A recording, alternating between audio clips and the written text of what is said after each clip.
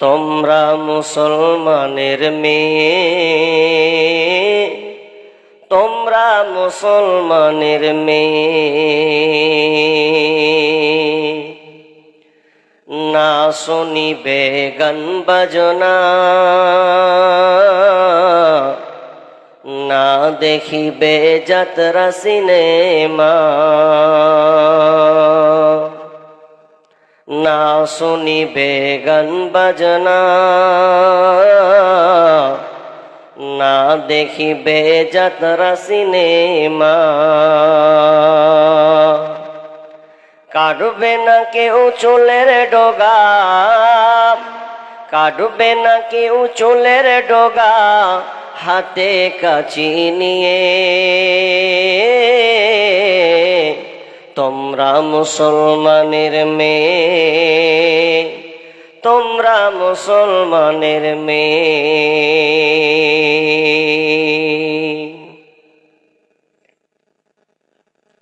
কোরআন হাদিস শুনবে কানে, সেই মোতাবেক চলবে মেনে। কোরআন হাদিস শুনবে কানে, সেই মোতাবেক চলবে মেনে। অনেক ভালো থাকবে তোমরা, অনেক ভালো থাকবে তোমরা বেধর্মীদের চেয়ে। তোমরা মুসলমানের মেয়ে, তোমরা মুসলমানের মেয়ে, তোমরা মুসলমানের মেয়ে, তোমরা মুসলমানের মেয়ে। যাবে না কো স্কুলেতে অসভ্য পোশাক গায়ে দিয়ে, যাবে না কো কলেজেতে অসভ্য পোশাক গায়ে দিয়ে। তার চেয়ে পড়বে কোরআন, তার চেয়ে পড়বে কোরআন মক্তবেতে গিয়ে। তোমরা মুসলমানের মেয়ে, তোমরা মুসলমানের মেয়ে। শ্বশুর বাড়ি যখন যাবে কত অনাহারে রাত কাটাবে। শ্বশুর বাড়ি যখন যাবে কত অনাহারে রাত কাটাবে। বলবে না কেউ দুঃখের কথা, বলবে না কেউ কষ্টের কথা বাপের বাড়ি গিয়ে। তোমরা মুসলমানের মেয়ে, তোমরা মুসলমানের মেয়ে। শাশুড়ি যখন বলবে কথা নিও না তুমি মনে ব্যথা। শাশুড়ি যখন বলবে কথা নিও না তুমি মনে ব্যথা। চুপচাপ তুমি থেকে যাবে, চুপচাপ তুমি থেকে যাবে জবাব নাহি দিয়ে। তোমরা মুসলমানের মেয়ে, তোমরা মুসলমানের মেয়ে, তোমরা মুসলমানের মেয়ে, তোমরা মুসলমানের মেয়ে। উপস্থিত সম্মানীয় সুযোগ্য আজকের এদিনই আলোচনা সভার সম্মানিত সভাপতি, মঞ্চে উপবিষ্ট আলেম ওলামাবৃন্দ এবং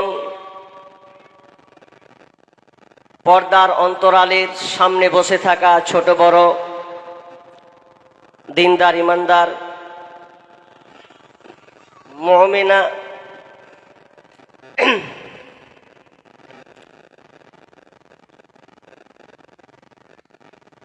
পর্দার আড়ালে সম্মানিতা মা ও বোনেরা, প্রথমে সেই মহান মুনিবের দরবারে প্রশংসা করি যে আল্লাহ আমাদেরকে এক গুরুত্বপূর্ণ একটা মজলিস অর্থাৎ মাদ্রাসা কেন্দ্রিক আয়োজিত মাহফিল, এই মাহফিলে আপনাদের সকলকে একত্রিত করার যে আল্লাহ আমাদের তৌফিক দিয়েছেন, সে আল্লাহ সুবহানাহু ওয়া তাআলার শুকরিয়া আদায় করি, বলি আলহামদুলিল্লাহ। অতঃপর শান্তি বর্ষিত হোক সকল নবীদের উপর, বিশেষ করে আমাদের শেষ নবী জনাবে মুহাম্মদুর রাসূলুল্লাহ, আমরা সকলে বলি সাল্লাল্লাহু আলাইহি ওয়াসাল্লাম। সময় খুব সংকীর্ণ বিধায় আমি আপনাদের সামনে চটচট করে যেগুলো আমি আপনাদের কোরআন ও হাদিসের আলোকে বলার প্রয়াস রাখছি, ইনশাআল্লাহ আপনারা ধৈর্যের সঙ্গে এক অপরকে কথা না বলে গুরুত্বর সঙ্গে কথাগুলো শুনবেন। আমি আপনাদের সম্মুখে মহাগ্রন্থ আল কোরআন, সূরা রুম এবং সূরা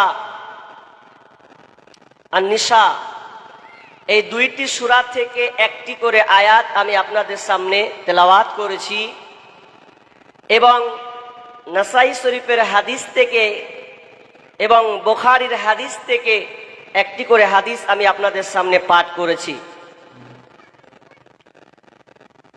এই কোরআন আমাদের সঠিক দ্বীনের রাস্তা দেখায়, হেদায়েতের পথের রাস্তা দেখায়। আলোচনা করার পূর্বে একটু আফসোসের কথা বলি। আল্লাহ যে আমাদের কোরআন দিয়েছেন, আল্লাহ বলেছেন যালিকাল কিতাবু লা রাইবা ফীহি হুদাল লিল মুত্তাকিন। আল্লাহ বলছেন এই কিতাবে কোনো ভুল নাই, কোনো ত্রুটি নাই, কোনো সংশয় নাই, আর এটা মুত্তাকিদের জন্য হেদায়াত। কিন্তু ক্ষেপের কথা হলো, দুঃখের কথা হলো, আজকে সোশ্যাল মিডিয়াতে এ কোরআনকে অপমান করা হচ্ছে।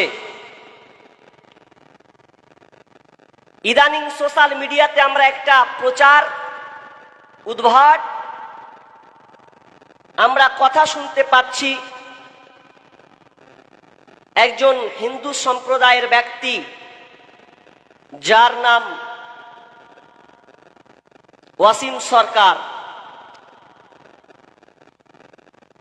তিনি নাকি হরিণঘাটার একটা এমএলএ। তিনি কদিন থেকে আমাদের এই কোরআনকে নিয়ে কুমন্তব্য করছেন, অভিযোগ তুলছেন, অথচ তার অভিযোগগুলো একটাও সত্য নয়। কেন?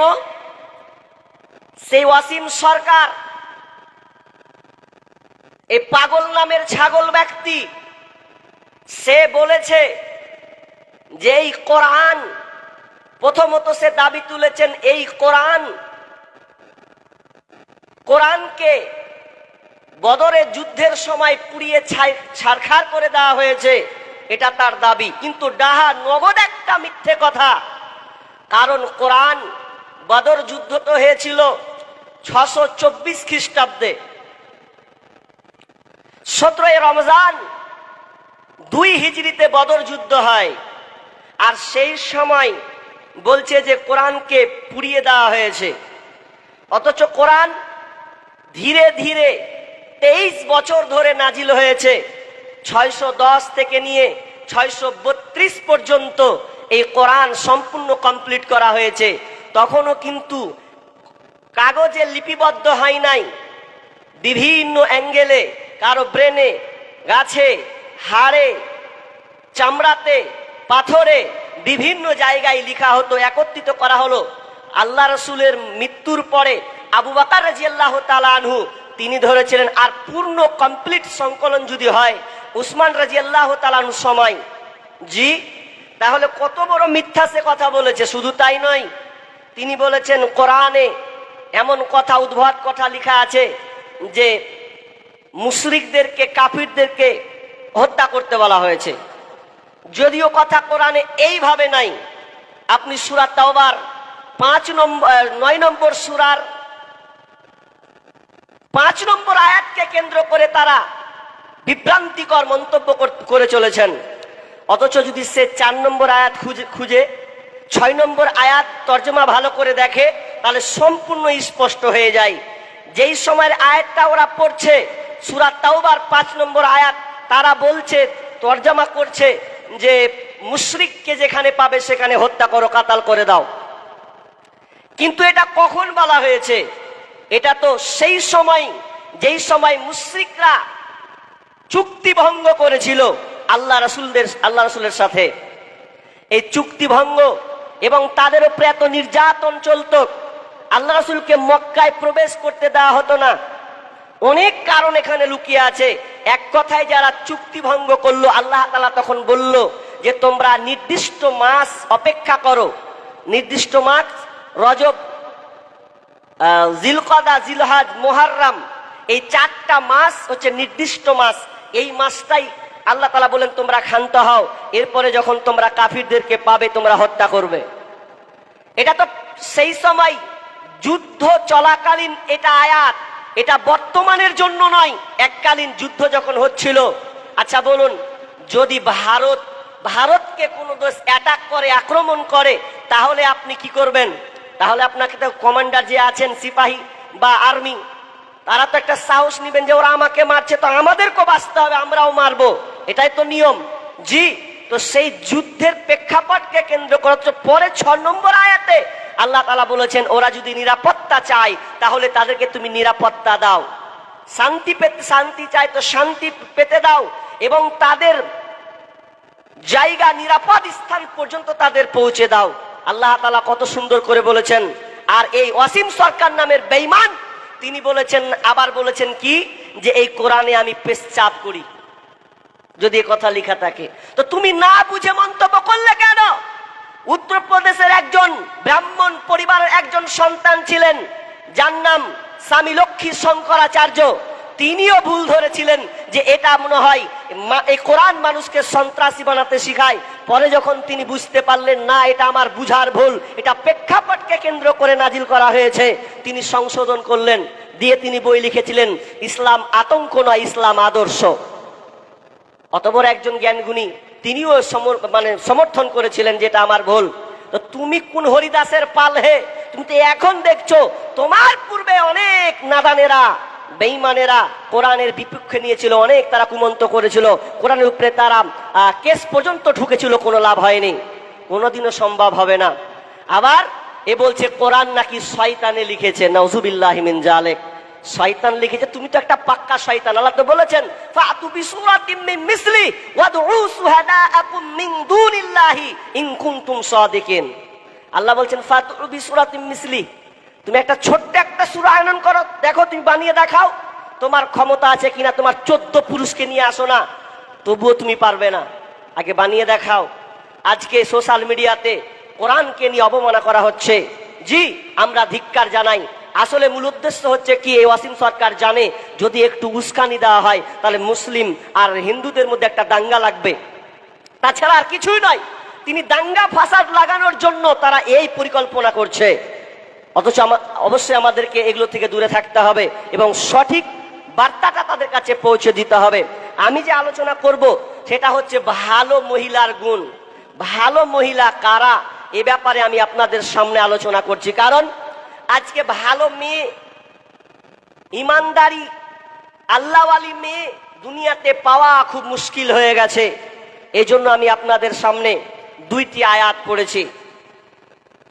আল্লাহ তাআলা নর এবং নারীকে বানিয়েছেন, এই নর নারী মিলে একটা শান্তির বার্তা দিয়ে তারা বন্ধনে আবদ্ধ হয়ে প্রজনন সৃষ্টি করবে এবং দুনিয়ায় আলোকিত ছড়াবে। কিন্তু আলোকিত ছড়াতে গেলে তো ভালো মহিলা হওয়া দরকার। মেয়েরা কত দামি, কত বড় নিদর্শন আল্লাহ তাআলা সূরা রুমের মধ্যে বলছেন, বিসমিল্লাহির রহমানির রহিম, ومن آياته أن خلق لكم من أنفسكم أزواجا রব্বুল আলামিন বলেন, আমার পৃথিবীতে যত নিদর্শন আছে, যতগুলো সৃষ্টি আছে, ওয়ামিন আয়াতিহি আন খালাকা লাকুম মিন আনফুসিকুম, আমার যতগুলো নিদর্শন আছে এই নিদর্শনাগুলির মধ্যে এটাও একটা নিদর্শন। ومن آياته أن خلق لكم من أنفسكم أزواجا, আমি পুরুষের নাফস থেকে, আত্মা থেকে আমি তোমাদের সঙ্গিনীকে বানালাম। আল্লাহ রাব্বুল আলামিন প্রথমে বললেন, আমার দুনিয়াতে অনেক নিদর্শন আছে। আসমান একটা নিদর্শন, জমিন একটা নিদর্শন, রাত একটা নিদর্শন, দিন একটা নিদর্শন। অর্থাৎ পৃথিবীতে যত কিছু আছে এগুলো হলো নিদর্শন, জ্ঞানীদের জন্য নিদর্শন।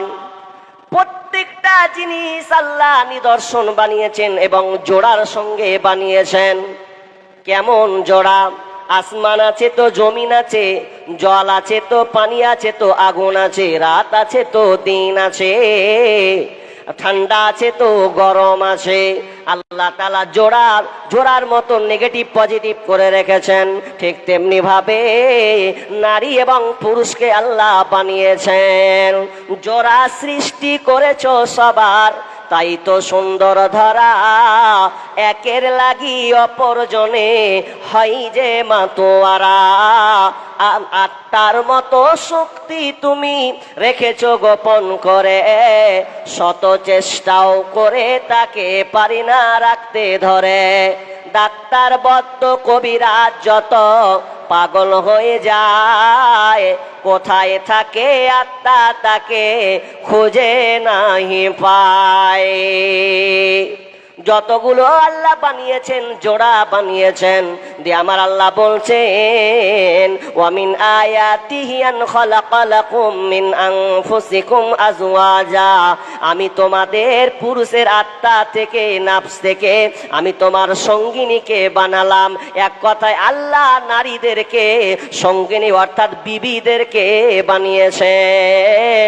কেন নারীদেরকে বানানো হয়েছে? লিতাসকুনু ইলাইহা, তোমরা ওই নারীর কাছ থেকে শান্তি তৃপ্তি পাবে, এই জন্য আমি আল্লাহ নারীদেরকে বানালাম। আসলে নারী যদি কিছু না থাকতো দুনিয়াতে, দুনিয়ার সৌন্দর্য বহি প্রকাশ হতো না, প্রজনন জন্ম হতো না। আল্লাহ সুবহানাহু ওয়া তাআলা যখন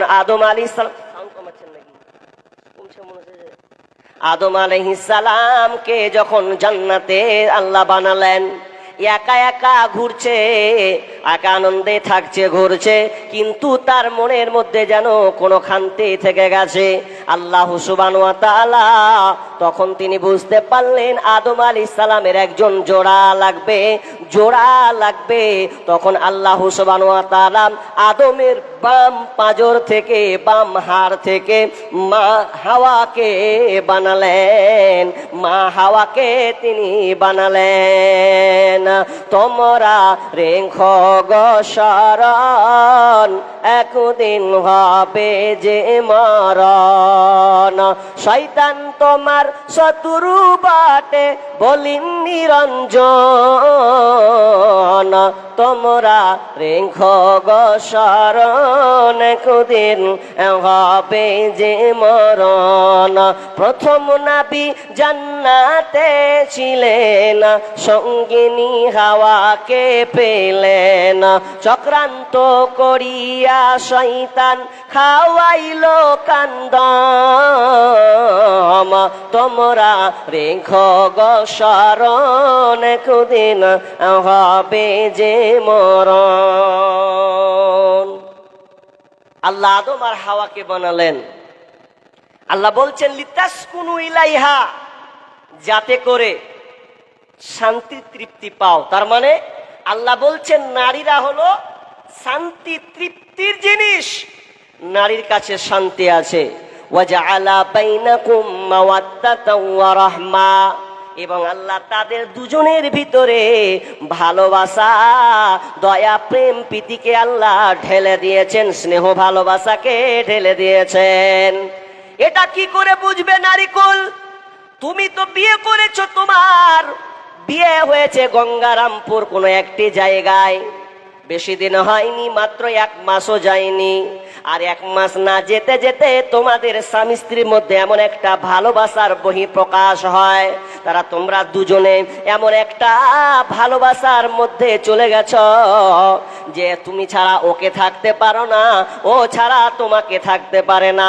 অথচ 1 মাস পূর্বে তোমাদের কারো সঙ্গে কোনো সম্পর্ক ছিল না, আর 1 মাস যেতে না যেতে তোমরা যে বিবাহ বন্ধনে আবদ্ধ হয়েছ, তোমাদের মধ্যে ভালোবাসা যে সঞ্চার করলো, এটা কে? কে এই ভালোবাসাটা দিল? একবার মা বোন অনুধাবন করেন। আল্লাহ বলছেন, আমি তোমাদের মধ্যে ভালোবাসাকে এমন ভাবে ঢেলে দিয়েছি, তোমার যদি জ্বর হয়, তোমার যদি পেটে ব্যথা হয়, তাহলে তোমার স্বামী তোমার জন্য টেনশনে পড়ে যায়। এত টেনশনে পড়ে যে আমার অর্ধাঙ্গিনী, আমার বেবি আজকে অসুস্থ হয়েছে, তার চোখ দিয়ে পানি ঝরছে। বেশি দিনের সম্পর্ক এখনো হয়নি, 1 মাস যায়নি, এরপরে আপনার জন্য সে যেন কান্না করছে, সে যেন আপনার জন্য প্রেশানে আছে, কখন আমার বিবি ভালো হবে। ঠিক অপোজিটে, আপনার স্বামী যদি কোনো কষ্টে ভুগে, আপনাকেও যেন ভালো লাগে না, আমার স্বামীর পেটে ব্যথা কিংবা জ্বরে আক্রান্ত হয়েছে, না তাড়াতাড়ি ডাক্তার দেখাতে হবে, তাড়াতাড়ি আমার স্বামীকে সুস্থ করে গড়ে তুলতে হবে। এই মহব্বতটা কে দিয়েছে? তো আমার আল্লাহ আমাদেরকে দিয়েছে। ওয়াজআলা বাইনাকুম মাওয়াদ্দাতাও ওয়া রাহমা, যে আল্লাহ বলছে ইন্না ফি যালিকা লাআয়াতিন লিকওমি ইয়াতাফাক্কারুন, আর এটা চিন্তাশীলদের জন্য রয়েছে, চিন্তাশীলদের জন্য এটা গবেষণার, চেতম্ব গবেষণার তাকে দায়িত্ব দেওয়া হয়েছে। চিন্তাশীলরা এটা বুঝতে পারবে।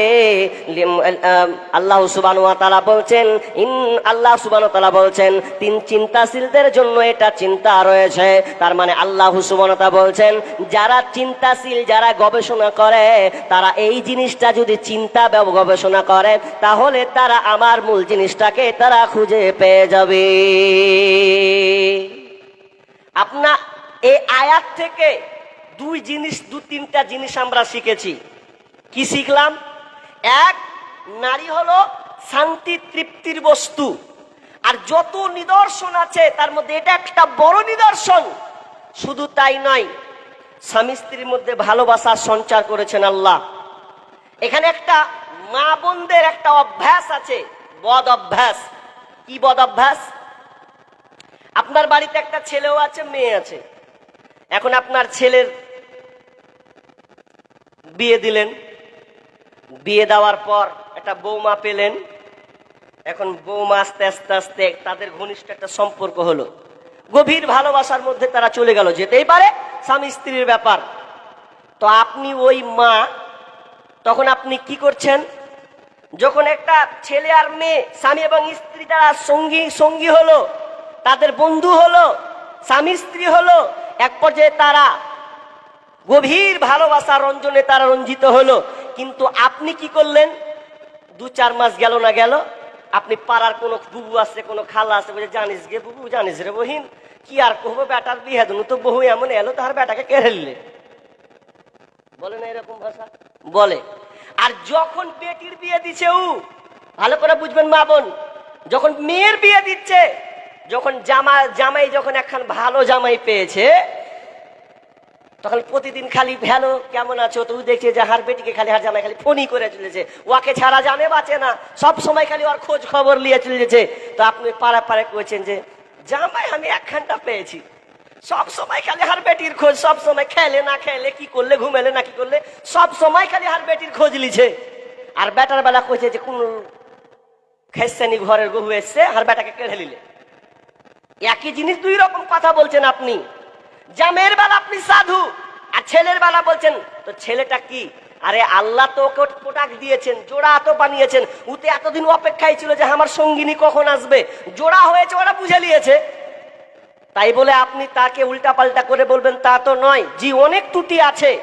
তো আল্লাহ তাআলা নারী এবং পুরুষকে বানিয়েছেন, নর নারী স্বামী স্ত্রীকে এখানে শান্তি তৃপ্তির জন্য, পরস্পর ভালোবাসা বন্ধন বৃদ্ধি করার জন্য। এবার চলুন, আল্লাহ যে বলছেন লিতাসকুনু ইলাইহা, শান্তি তৃপ্তি পাবে, তো শান্তি তৃপ্তি কোন মেয়ের কাছে পাবে? জি, অনেক তো বলছে, লোক বলছে যে হাজি ভাবি কেমন পেয়েছি, জান জ্বালিয়ে দিলে আমার ভাবি ভালো পেয়েছি, বাড়তে ঢুকতে ইচ্ছা হয় না, এত খাটাস বহু পেয়েছি আমি, নাই তুই একাই থাকতুক তো ভালো ছিল, অথচ আল্লাহ বলছেন শান্তি তৃপ্তি আছে। তো নারী, তবে এবার আমি নারীকে দু একটা কথা বলি দ্বিতীয় আয়াতে, তারপর আমি হাদিসের দিকে চলে যাই। আল্লাহ সুবহানাহু ওয়া তাআলা এবার নারীদেরকে বলছেন, নারী তুমি শোনো, তোমার কাজ কি আর তোমার স্বামীকে আমি কোন পর্যায়ে রেখেছি। বিসমিল্লাহির রহমানির রহিম। আর-রিজালু কাওয়ামুনা আলান নিসা বিমা ফাদ্দালাল্লাহু বা'যাহুম আলা বা'যিন। আল্লাহ রাব্বুল আলামিন বলছেন, আর-রিজালু কাওয়ামুনা আলান নিসা, হে নারীরা, হে নারীরা, তোমাদের পুরুষরা হলো তোমাদের নেতা, তোমাদের স্বামী হলো তোমাদের নেতা। আর রিজালু কাওয়ামুনা আলান নিসা, ওরা তোমাদের উপরে কর্তৃত্ব দেবে। বিমা ফাদ্দালাল্লাহু বা'যাহুম আলা বা'যিন, এবং একে অপরে শ্রেষ্ঠত্ব দান করেছেন, একে অপরে আল্লাহ মর্যাদাবান করেছেন। আল্লাহ প্রথমে বললেন, নারী খবরদার তোমরা নেতাগিরি করিও না, তোমাদের নেতা হলো তোমাদের কর্তৃত্ব, তোমাদের উপরে কর্তৃত্ব বহন করবে তোমাদের পুরুষেরা, তোমাদের স্বামী, তোমার স্বামী হলো তোমার উপরে কর্তা নেতা।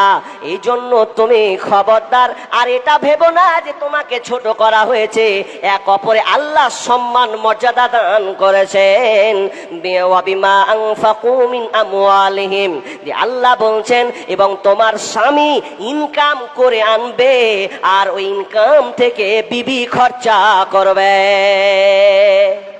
তোমার স্বামী ইনকাম করে নিয়ে আসবে আর তুমি তোমার স্বামীর ইনকাম থেকে তুমি খরচা করবে, সংসারে লাগাবে, এটা তোমার দায়িত্ব।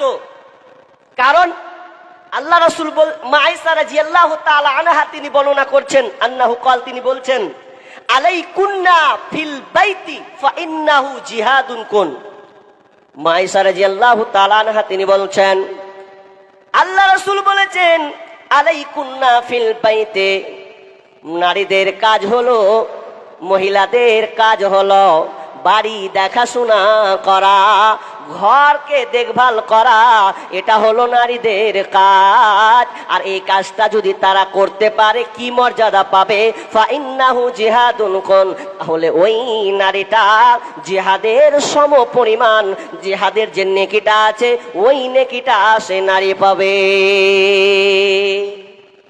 এবার কথা হলো যে নারী সংসার চালাবে, সুন্দর করে সংসারকে গোছাবে, কিন্তু কোন নারী পারবে? জি, আমার আজকের আলোচ্য বিষয় ভালো মহিলা কারা। এবার তো জানবো ভালো মেয়ে কে, ভালো মহিলার গুণ কি কি, এগুলো আমাদেরকে আগে জানতে হবে।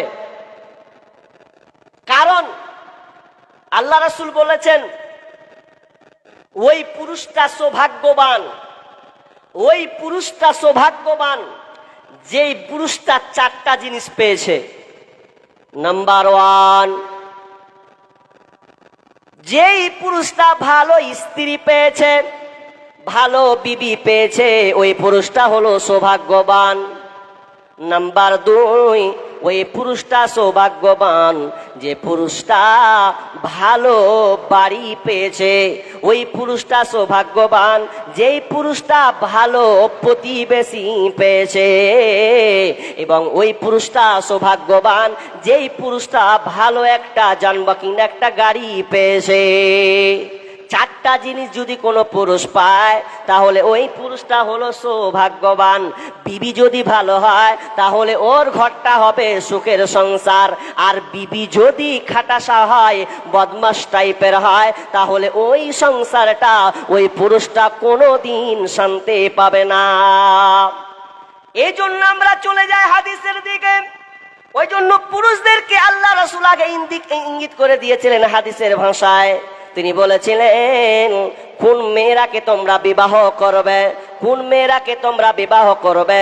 বিষ্ণু বলেছেন তুনকাহুল মারআতু লিআরবাইন লিবিহা ওয়া লিজামালিহা ওয়া লিদিনিহা। বিষ্ণু বলছেন পুরুষদের গতি ওরা বিয়ে করার সময় দেখে। আল্লাহ রাসূল কিন্তু একটা নির্দেশ দেয়নি পুরুষের গতি, এদের নেচার হলো তারা এই জিনিসগুলো দেখে। তার মনে বিশ্ব এক নম্বর বলেছেন, বিষ্ণু এক নম্বর বলেছেন লিমালিহা, মেয়ের বাপের মাল কেমন আছে, ওয়ালি হাসাবিহা, মেয়ের বাপের বংশ গৌরব কেমন আছে, ওয়ালি জামালিহা, মেয়েটা দেখতে সুন্দরী কিনা, ওয়ালি দিনিহা, মেয়েটা দিনদারি কিনা। এই চারটা জিনিস দেখে বিয়ে করা হয়। বিষ্ণু বলছেন তোমার কাছে এই চারটা অপশনের মধ্যে যদি তুমি দিনদারিতা পেয়ে যাও, ফাজফার বিজাতির দিন, তাহলে ওই দিনদারিতা মেয়েকে তুমি প্রাধান্য দেবে। মেয়েটার টাকা পয়সা খুব নেই, দরকার নেই, চলার মতন হলেই হলো, তুমি তো গার্জেন হবে। নাম্বার 2, মেয়েটার বংশ গৌরব অত দেখা দরকার নাই, মেয়েটা দেখতে সুন্দর কিনা এত স্কিন চামড়া সাদা দেখার দরকার নাই। তুমি এমন মেয়ে দেখো, মেয়ে দেখতে সুন্দর আছে, চলার মতন মেয়ে আছে এবং মেয়ে আছে, এটা তুমি দেখো। কিন্তু সবচাইতে তুমি গুরুত্ব দেবে কোনটা, যেই মেয়েটা দিনদারি হবে ওই দিনদারি মেয়েটাকে তুমি প্রাধান্য দাও। কারণ বিষ্ণু বলছেন তারি বাকি আদাক, নচেত তুমি ধ্বংস হয়ে যাবে। যদি দিনদারিতা মেয়ে বাদ দিয়ে যদি অন্য কোনো ওই গুণগুলোর দিকে তুমি নজর দাও, তাহলে খবরদার কোনোদিন তুমি শান্তি পাবে না। দিনদারিতা মেয়েকে প্রাধান্য দিতে বলা হয়েছে। একটা ছেলে বিয়ে করেছে, তো বিয়ে করার পর ওর বন্ধু বলছে হ্যাঁ মন কেন খারাপ করেছিস বল। বলছে ভ্যাট ভ্যাট করতে আসিস না, যা যে কাজে এসেছিলি সে কাজে যা। বলছে বল মন কেন খারাপ। বলছে জানিস বিয়ে করেছি কিন্তু বহুটা আর ভাল নয় রে, চয়েস হয় না, সবসময় মুখে একদম 5 কেজি করে থাকছে রে, ভালো বহু পাইনি আমি। তো গাছের তলে বসে ও আপনার একটা গান ধরেছে, বলছে তুই যা, আমাকে ভাল লাগে না, কি আর করবো, বাপ মায়ের পালায় পড়ে। তো কি বলছে জানেন, যে